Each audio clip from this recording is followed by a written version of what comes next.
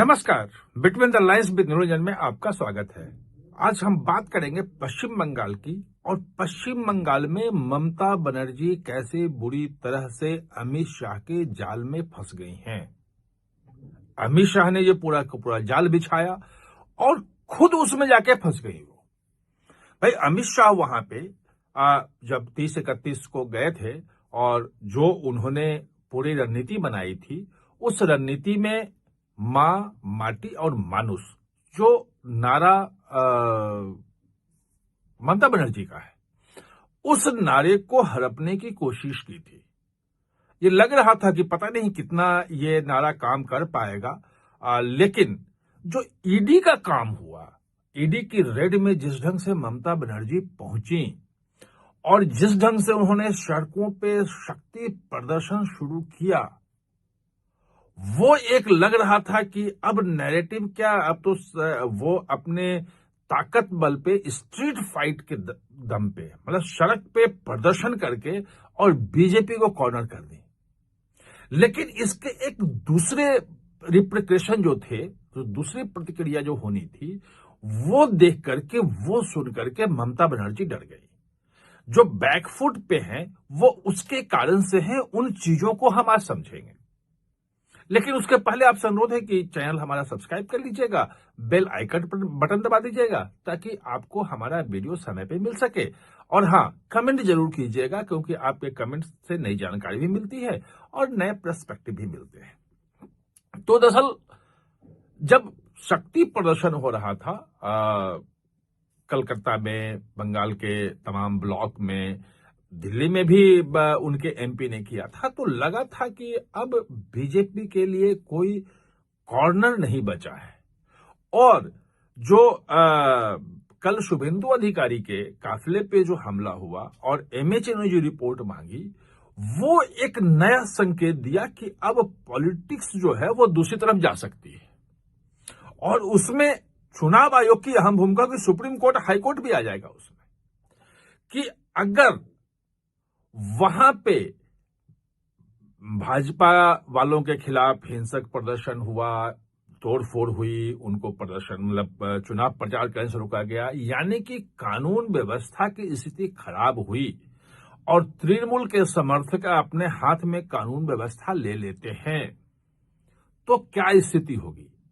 अभी तो supreme court और हाई कोर्ट का डर है कि कहीं वो सीबीआई जांच की इंक्वायरी न कर दें, और मुख्यमंत्री चूंकि एक संवैधानिक पद पे हैं और उन्होंने एक केंद्रीय एजेंसी के काम में सीधे दखल दिया है, अगर कोई गलत वहां से फैसला आ गया तो वो मुश्किल में फंस जाएंगी। इसलिए वो बचने के लिए कह रही हैं कि हम तो एक तृणमूल पार्टी के अध्यक्ष के रूप में वहां गए थे, मुख्यमंत्री के रूप में नहीं गए थे।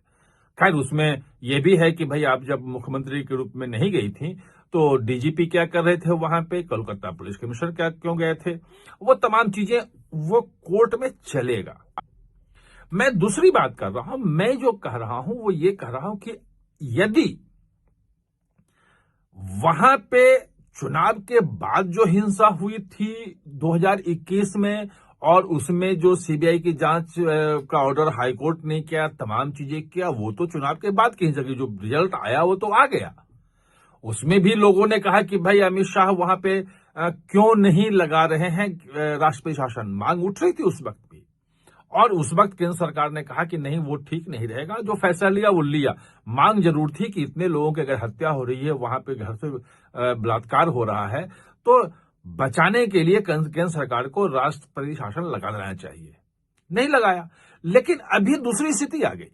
अभी स्थिति आ गई है कि यदि हिंसा होती है या बंगाल में हिंसा भड़कती है तो क्या चुनाव होगा?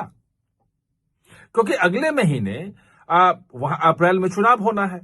तो यह माना जा रहा है कि 15 फरवरी के बाद चुनाव आयोग कभी भी चुनाव की घोषणा कर सकता है, तारीख दे देगा।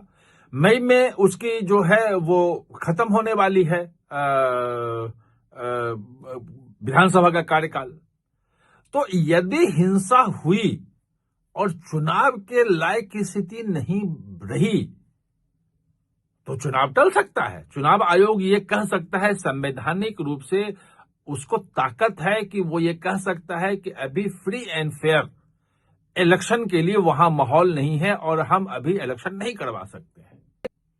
और अगर ऐसा हुआ तो सोचिए क्या होगा। ऐसा होने की स्थिति में हो ये जाएगा कि जैसे ही विधानसभा का कार्यकाल खत्म होगा तो विधानसभा भी नहीं रहेगी और मुख्यमंत्री भी नहीं रहेंगे। ऑटोमेटिक वो जो पश्चिम बंगाल है वो राष्ट्रपति शासन में आ जाएगा। ये सबसे बड़ा, और राष्ट्रपति शासन का मतलब यह है कि वो मुख्यमंत्री नहीं रहेंगी। केंद्र सरकार राज्यपाल के माध्यम से वहां की सरकार चलाएगी। यानी कि जो मांग 2021 में हो रही थी, ये चुनाव अगर नहीं हुआ तो वो हो जाएगा। और ममता बनर्जी का मुख्य डर जो है वो यही है कि अगर बहुत ज्यादा, इसलिए आप देखें कि आज कोई धरना प्रदर्शन नहीं हो रहा है, आज बैकफुट पे हैं, बचाव कर रही है कि हमने जो किया था उस दिन वो एज ए अध्यक्ष किया था।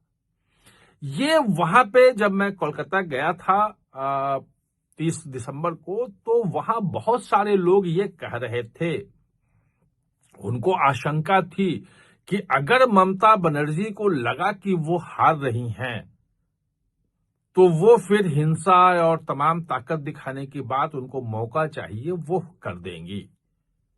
लेकिन वो अगर हिंसा होगी तो फिर चुनाव कैसे होगा, ये एक बड़ा सवाल है। और यहीं पे अमित शाह की रणनीति काम कर रही है। मुझे जो लग रहा है कि अगर वहां से डीजीपी से रिपोर्ट मांगेगी कि भाई ये कैसे हो गया हमला, चूंकि हिंसा हुई थी शुभेंदु अधिकारी के उस पे, वो रिपोर्ट देके कहेंगे भाई क्या क्या मामला है। यानी डॉक्यूमेंटेड सब कुछ हो रहा है, कल कुछ भी हुआ। दूसरी बात ये कि अप्रैल में जो पार्लियामेंट का जो बजट सेशन है वो खत्म हो जाएगा, 5 या 6 अप्रैल तक उसका है सेशन, उसके बाद खत्म हो जाएगा।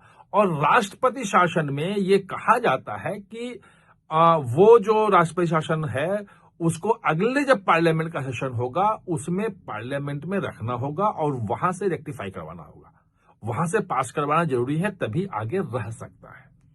लेकिन बात वही है कि एक बार अगर राष्ट्रपति शासन लागू हो गया और विधानसभा का चुनाव जब होगा, जब ये कहेगा क्या बोलते हैं चुनाव आयोग, तभी हो सकता है।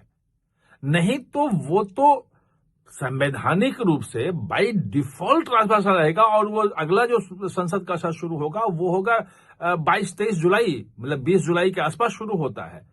तो उस वक्त जो स्थिति होगी वो देखी जाएगी। हो सकता है कि उस वक्त जो चुनाव की घोषणा कर दे 6 महीने के लिए और टेक्निकली संसद जो है उस पर मुहर लगा दे। वो ज्यादा बड़ा खतरा है ममता बनर्जी के लिए कि ममता बनर्जी मुख्यमंत्री रहते हुए चुनाव करवाएं तो उन्हें ज्यादा फायदा हो सकता है। और यदि वो वहां राष्ट्रपति शासन लागू हो गया तो वो और ज्यादा मुश्किल में फंस जाएंगी।